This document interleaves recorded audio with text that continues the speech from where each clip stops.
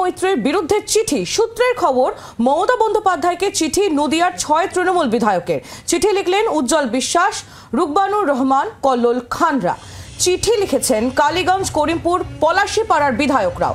মহুয়ার বিরুদ্ধে অসহযোগিতার অভিযোগ করছেন তারা। মহুয়া মৈত্রের বিরুদ্ধে অসহযোগিতার অভিযোগ করছেন নদিয়ার 6 তৃণমূল বিধায়ক।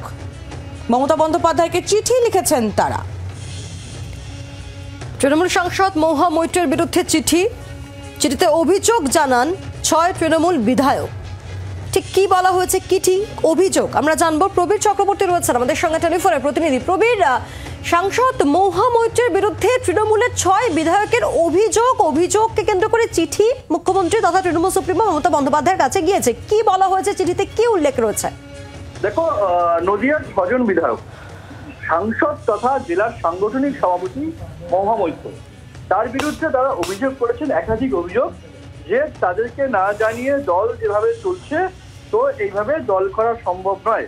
মহুয়া মৈত্র অসহযোগিতা করছেন তাদের সঙ্গে। তারা বিধায়ক, তারা সেই সাংগঠনিক জেলার বিভিন্ন পদে রয়েছেন এবং সাংসদ তথা জেলার সাংগঠনিক সভাপতি, তারা অসহযোগিতা করছেন বিধায়কদের সঙ্গে। তাই এভাবে দল করা বা সংগঠন করা সম্ভব নয়।